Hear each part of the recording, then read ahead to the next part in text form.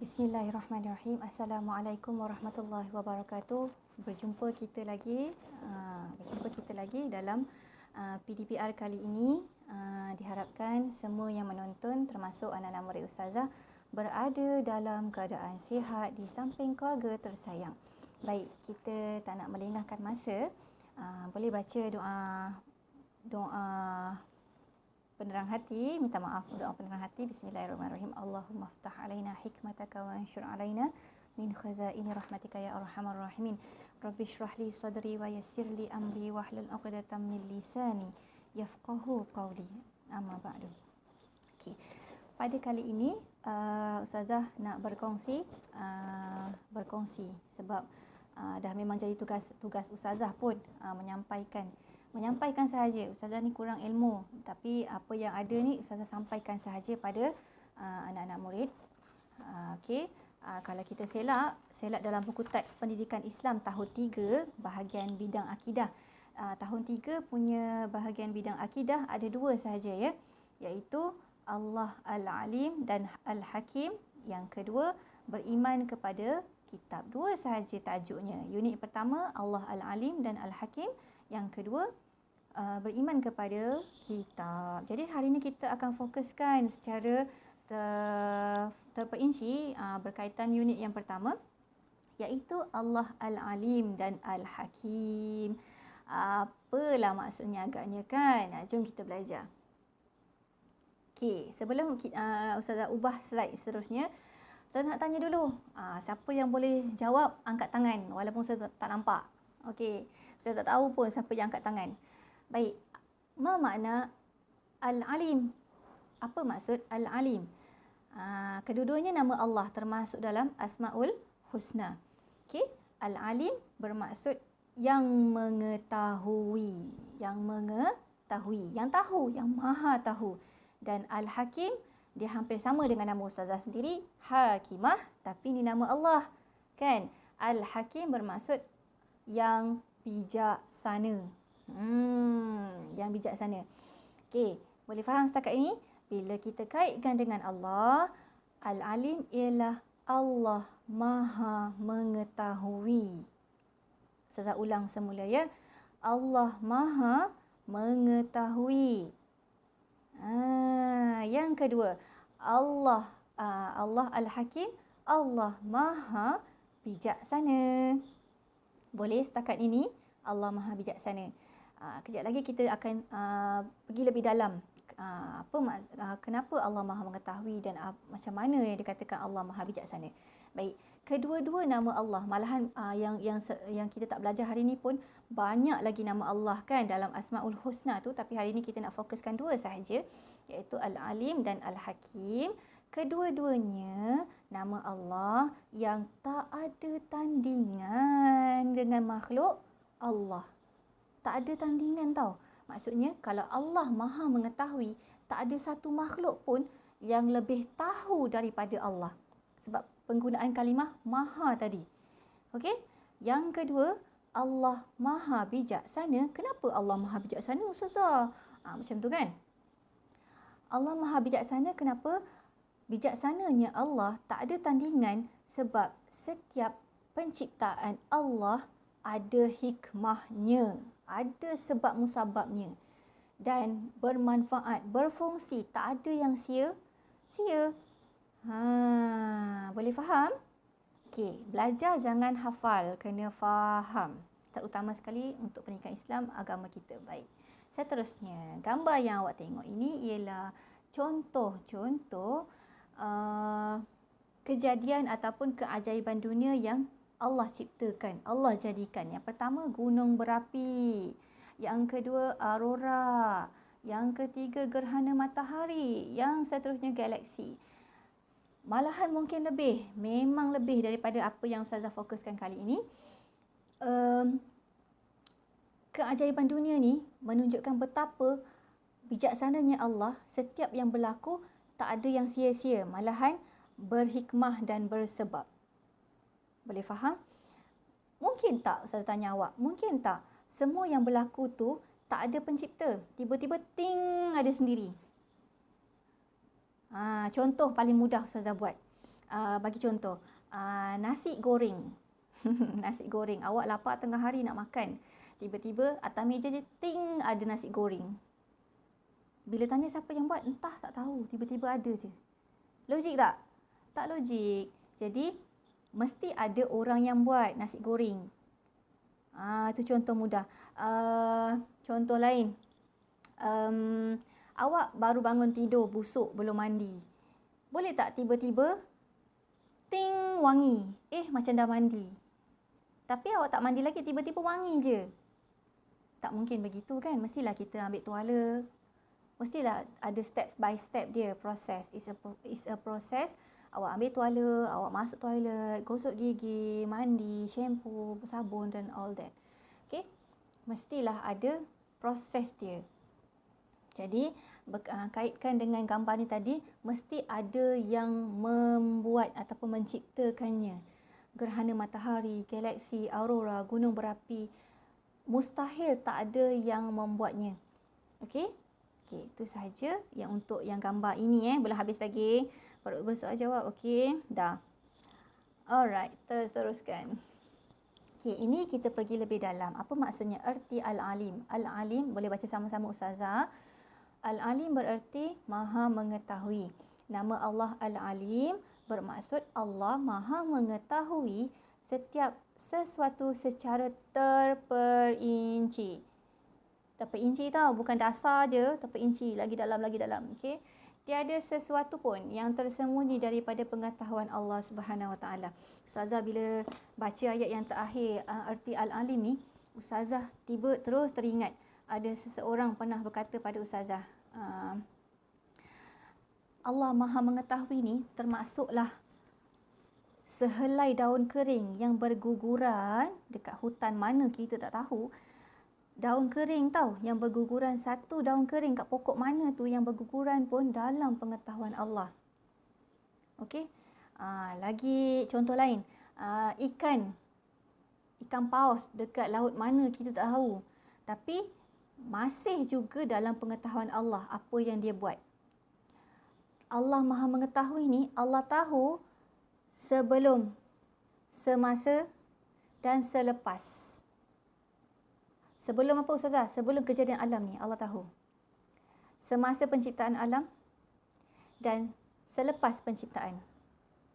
Okay? Sebelum kita ada dekat dunia, semasa kita dekat dunia dan selepas kita berada di dunia ni, kita nak pergi alam mana, Allah tahu.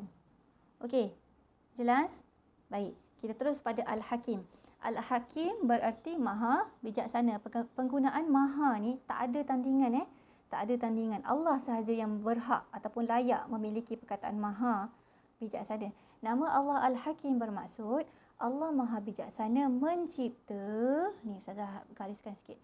Mencipta dan mentadbir alam. Setiap ciptaannya mengandungi hikmah, faedah dan tujuan.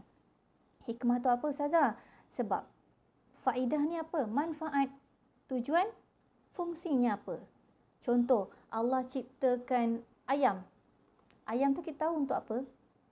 Untuk kita makan kan? Ada tak kita pandang je ayam tu, pandang je, nak makan tak boleh? Tak ada kan? Tak ada larangan Allah mengatakan ayam tu tak boleh makan. Melainkan kalau ayam aksiden lah, mati aksiden. Tu kita tak boleh makan dia sebab dah jadi haram untuk makan, jadi bangkai, tak boleh makan. Baik. Kalau ayam yang kita sembelih, kita masak properly, kita boleh makan dia. Sebab itu memang sumber makanan kita. Kalau one day lah ayam dah pupus, tiba-tiba ayam pupus je, kita boleh makan makanan lain, betul tak? Daging apa? Daging lembu, daging rusa. Yang pasti kena halal. Semua penciptaan Allah tu ada sebab dia, ada hikmah dia, ada fungsinya. Baik, tak ada ciptaan Allah yang sia-sia. Okey, teruskan. Dalil nakli nama Allah Al-Alim dan Al-Hakim. Sebelum kita baca dalil tu, sila baca info dekat sini. Dalil nakli yang diperoleh daripada nas Al-Quran atau hadis. Apa tu dalil nakli itu tadi? Dalil yang diperoleh daripada nas Al-Quran atau hadis. Okey, yang warna biru ni. Allah Subhanahu Wa Taala Maha mengetahui dan Maha bijaksana. Ilmu dan kebijaksanaan Allah tiada tandingan. Kena ingat tu, tak ada tandingan. Kita pergi orang dulu-dulu kan yang kurang ilmu, yang jahil pasal ilmu, dia nak tahu sesuatu, dia pergi jumpa bomoh. Bomoh, saya nak minta ni. Dia tak minta dengan Allah, dia minta dengan bomoh. Tapi sebenarnya bomoh tu berjaya bagi dia sekian-sekian ubat ataupun kekuatan pun dengan izin Allah juga. Faham tak ni? Kalau Allah tak izin, dia tak akan boleh buat perkara tersebut. Okey? Kenapa Allah izinkan? Ustazah, kan benda jahat. Allah nak uji dia. Uji dia sama ada beriman ataupun sebaliknya. Jom kita baca firman Allah Subhanahu Wa Taala. A'udzubillahi minasyaitonirrajim. Wallahu alimun hakim. Surahallahul Azim daripada surah An-Nisa, surah keempat ayat 26. Maksudnya, sesungguhnya Allah Maha mengetahui lagi Maha bijaksana. Okey? Bukannya makhluk lain yang Maha mengetahui, bukan, tak ada. Kena set dalam mind kita, Allah sahaja yang Maha tahu, Maha bijaksana. Tak ada yang lebih tahu, tak ada yang lebih bijaksana daripada Allah. Okey? Ilmu dan kebijaksanaan Allah Subhanahu Wa Taala berbeza daripada manusia. Ya, tak sama-sama sekali. Tak sama-sama sekali. Ilmu dan kebijaksanaan manusia terbatas. Okey, ilmu dan kebijaksanaan kita sebagai makhluk ni sangatlah terbatas. Sedangkan ilmu dan kebijaksanaan Allah Subhanahu Wa Taala tidak terbatas. Okey, kalau kita mampu angkat contohlah Ustazah punya alat tulis ni, stapler punya bekas ni, Ustazah mampu angkat ni. Tapi kalau kudrat ataupun kekuasaan Allah tu lebih lagi. Okey. Boleh? Teruskan. Okey, apakah kesan beriman dengan nama Allah Al-Alim dan Al-Hakim? Apa kesannya, Ustazah? Ustazah, saya tak tahulah kesannya apa. Baik, kalau kita cuba fikirkan balik ya, anak-anak murid Ustazah, kita beriman dengan nama Allah Al-Alim, Maha mengetahui dan Maha bijaksana. Pertama sekali kesannya ialah beriman tu apa? Beriman tu percaya, yakin, iktikad dalam hati bahawa Allah Maha mengetahui dan Maha bijaksana. Kesannya pada kita ialah nombor satu, berusaha meningkatkan ilmu. Kita tahu Allah Maha mengetahui, Allah berilmu, betul? Jadi, reflect balik pada diri kita, tanya balik diri kita, aku nak tak jadi orang yang berilmu? Walaupun memang ilmu kita ni memang sah-sah tak setanding ilmu Allah, tak mungkin sama pun. Tapi kita ni ambil dari sudut positif, kita akan cuba berusaha meningkatkan ilmu. Belajar tu mencari ilmu, berusaha mencari ilmu, belajar ilmu yang bermanfaat. Yang kedua, tekun dan bersungguh-sungguh. Janganlah ala kadar sekadar melepas batuk di tangga. Kan? Alah, buat ala kadar dah lah. Mak minta tolong buang sampah, ibu minta tolong buang sampah. Abang, tolong ibu buang sampah kejap. Sekejap lagi abang buang lah mak. Lepas tu, dia ambilnya sampah tu, plastik sampah kat dapur. Adalah serpihan-serpihan sampah yang mungkin berguguran kan dekat dapur tu. Dia kata, alah, mak suruh buang sampah je, ibu suruh buang sampah je. Dia buang sampah yang plastik je. Sampah-sampah yang bertaburan mungkin dia tak kutip. Itu sekadar melepas batuk di tangga. Maksudnya tidak buat bersungguh-sungguh. Okey. Belajar ilmu yang bermanfaat. Bermanfaat ni apa? Bermanfaat ni Ustazah bahagikan kepada dua, sayang. Pertama, bermanfaat untuk diri kita sendiri. Yang kedua, bermanfaat untuk orang sekeliling kita. Okey, apa manfaat untuk diri sendiri? Manfaat untuk diri sendiri, aku belajar solat ni untuk amal ibadah aku. Okey, aku belajar solat, bacaan betul, rukun qauli betul, sebutan betul, bacaan betul, rukun fi'li, perbuatannya betul, rukun qalbi, rukun yang berkaitan dengan hati kita betul. Dalam solat, baru solat sahaja untuk amal ibadah kita. Okey, ilmu yang bermanfaat untuk orang keliling. Bila kita belajar pasal solat, mungkin kita ada adik-adik yang belum pandai solat, betul tak? Kita boleh ajar mereka, kita boleh kongsikan ilmu dengan mereka. Contohlah, waktu kita sujud, kepala dekat atas sejadah, kaki kita dekat belakang macam mana? Kaki kita yang jari-jari kaki kita. Adakah kita boleh buat macam tu ataupun kita lipatkan macam tu? Kita kena lipat kaki. Kalau kita Biar je kaki tak lipat waktu kita sujud, kan? Biar je macam tu, tak lipat. Berkemungkinan boleh jadi tak sah solat kita. Kadang-kadang perkara yang kita anggap remeh itulah sebenarnya sebaliknya. Sebenarnya sangat penting. Boleh faham tak ni? Okey, seterusnya. Bila kita beriman dengan nama Allah yang Maha Mengetahui dan Maha Bijaksana, poin yang kedua ialah mentaati perintah Allah Subhanahu wa taala. Mentaati bagaimana? Melipat gandakan amalan. Melipat gandakan amalan ni sangat bagus ya. Sangat bagus. Kenapa? Kita akan ada rasa perasaan untuk sentiasa tambah amalan.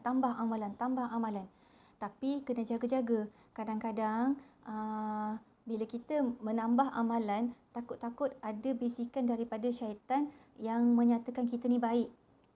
Syaitan tu kalau dia tak berjaya buat kita rasa kita jahat, dia akan buat kita rasa kita baik. Ustazah kaitkan sikit ni ilmu yang di luar kotak. Bila kita rasa kita baik, takut-takut ada perasaan riak, ujub, takabur, sum'ah di dalam hati kita. Riak, menunjuk-nunjuk, takabur, membesarkan diri dan sebagainya itulah, kan? Sebab syaitan tu berjaya buat kita rasa kita ni sangat baik. Oh, aku baik daripada orang lain. Tanpa kita perlu bercakap depan orang pun, kita cakap dalam hati pun, Allah tahu tak? Allah tahu. Sedangkan syirik terbahagi kepada dua. Syirik ni percaya ada kuasa lain lebih hebat daripada kuasa Allah. Pertama, syirik ada dua bahagian. Satu syirik jaliyun. Jaliyun bermaksud syirik yang jelas. Contoh, sembah berhala, sembah kubur, sembah pokok besar yang kita nampak secara mata kasar. Kita nampak orang tu sembah berhala, nampak kan? Jelas. Syirik yang jelas. Menduakan Allah. Okey? Syirik yang kedua ialah syirik khafiyun, tidak jelas, tersembunyi. Syirik yang bagaimana tu Ustazah? Syirik yang kedua khafiyun bermaksud dia percaya, oh makan ubat ni boleh pandai. Asbab ubat boleh jadikan dia pandai. Usaha tak ada, tiba-tiba pandai. Jaga-jaga. Okey? Ataupun percaya, bukan, syirik khafiyun bermaksud dia buat sesuatu ibadah untuk orang tengok dia. Okey? Nak rasa dia hebat. Oh, aku nak tolong buang sampah ni, nanti cikgu puji. Ataupun nanti kawan-kawan lain tengok aku. Itu syirik khafiyun. Itu secara simplitas lalu selingan. Baik, poin yang kedua untuk mentaati perintah Allah Subhanahu Wa Taala, menjauhi maksiat. Kita tahu Allah tahu apa kita buat. Jadi setiap masa bukannya waktu kita depan orang je Allah tahu. Tak. Setiap masa tanpa stop, tanpa berhenti. Tak ada masa yang spesifik yang Allah nampak kita, bukan. Allah sentiasa tahu apa yang kita buat. Jaga-jaga. Kadang-kadang ada orang ni depan orang je baik. Tapi belakang orang, waktu dia seorang-seorang, dia buatlah perangai dia. Yang kita tak tahu, Allah sahaja tahu ya. Okey, seterusnya. Poin yang ketiga, redha dengan ketentuan Allah Subhanahu Wa Taala. Kesan beriman dengan nama Allah Al-Alim dan Al-Hakim. Okey, bersangka baik dengan Allah Subhanahu Wa Taala. Kita tahu Allah uji kita mungkin dengan kekurangan duit contohnya, kekurangan masa, kekurangan tenaga, kekurangan kudrat ataupun semua kurang. Tapi kita bersangka baik, Allah nak bagi pahala lebih ni, insya-Allah Allah nak bagi pahala lebih pada kita. Bukannya dengan bersangka buruk dengan Allah, Allah ni tak sayang aku ke? Asyik uji aku je. Tak, bukan begitu. Sedangkan orang yang diuji adalah orang yang sangat dicintai Allah. Bila kita diuji, kita sabar, kita redha, kita bersangka baik dengan Allah, Allah akan beri ganjaran yang terbaik untuk kita. Yang poin seterusnya, sabar dengan ujian Allah SWT. Tadi Ustazah dah sentuh sikit.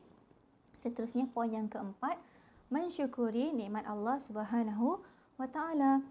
Syukur, berterima kasih, menggunakan nikmat sebaik-baiknya. Contoh kita memang suka main air. Contoh kita suka main air dalam toilet. Tapi menggunakan nikmat air tadi sebaik-baiknya. Janganlah membazir maksudnya. Betul tak? Terima kasih pada mak ayah bayarkan bil air. Tapi janganlah berlebih-lebihan masa guna air. Tak guna kita tutup. Bila nak guna kita buka air tersebut. Boleh? Okey, seterusnya memelihara alam. Kita bersyukur, berterima kasih dengan Allah nikmat yang bagi kita alam. Kita sekarang ni diuji dengan tak dapat keluar rumah, terperuk dalam rumah. Stres tak? Stres kadang-kadang kan? Tapi bila kita berada di luar, one day kita dapat keluar semula ataupun kita duduk luar rumah sahaja pun, kita boleh pelihara alam sekeliling kita. Contoh, jangan buang sampah merata-rata. Dalam rumah tu sendiri pun, tolonglah sama-sama ibu kemas rumah. Kan? Kesian dekat ibu. Kita dah sepahkan rumah ataupun kita dah guna barang sesuatu dalam rumah tu, kita kemas semula, letak semula dekat tempat dia. Boleh? Okey, kita cuba yang lebih baik lagi lepas ni, okey? Ustazah yakin dan percaya anak-anak murid Ustazah memang anak-anak yang soleh-solehah. Boleh tolong mak ayah sentiasa kat rumah. Jangan bebankan ayah. Okey? Right, jom. Okey, ini keajaiban dunia. Seterusnya, okey, ini versi tulisan Rumi. Tadi tulisan Jawi kan? Okey. Okey, setakat itu anak-anak murid Ustazah ada apa-apa soalan tak untuk bertanya? Okey, kalau tak ada apa-apa soalan, Ustazah nak minta kamu baca selepas ini tugasan PDPR kali ini. Ustazah harapkan ilmu yang kita kongsi bersama hari ini, kamu pun turut berkongsi juga. Ustazah yakin. Harapkan ilmu yang kita belajar hari ini, berkongsi sama-sama hari ini, bermanfaat untuk kita sendiri dan juga untuk orang lain. Kalau ada masa peluang, tolong sampaikan ilmu tersebut. Boleh? Okey, setakat itu dulu pelajaran kita hari ini. Kita nak recall semula? Okey, tanpa tengok slide, cuba kita sama-sama. Apa itu Allah Al-Alim? Allah Al-Alim, ingat alim ulama, orang yang berilmu, betul? Okey, Allah Maha mengetahui, tak ada yang setanding dengan pengetahuan ataupun ilmu Allah. Okey, yang kedua, Allah Al-Hakim, Allah Maha bijaksana. Tak ada yang lebih setanding, lebih bijaksana daripada Allah. Boleh? Alright. So, kita sebagai orang Islam kena perlu sentiasa yakin dan percaya bahawa Allah sahaja yang memiliki sifat ataupun nama yang Maha mengetahui dan Maha bijaksana. Tak ada yang lebih setanding dengan Allah. Tak layak. Kita ni makhluk tak layak untuk dibanding beza dengan Allah. Allah is the best. Allah Maha berkuasa. Allah Maha mengetahui. Allah Maha bijaksana. Boleh? Okey, setakat itu dulu PDPR kita pada kali ini. Stay safe dekat rumah. Jaga diri, jaga kesihatan. Wabillahi taufiq wal hidayah. Wassalamualaikum warahmatullahi wabarakatuh.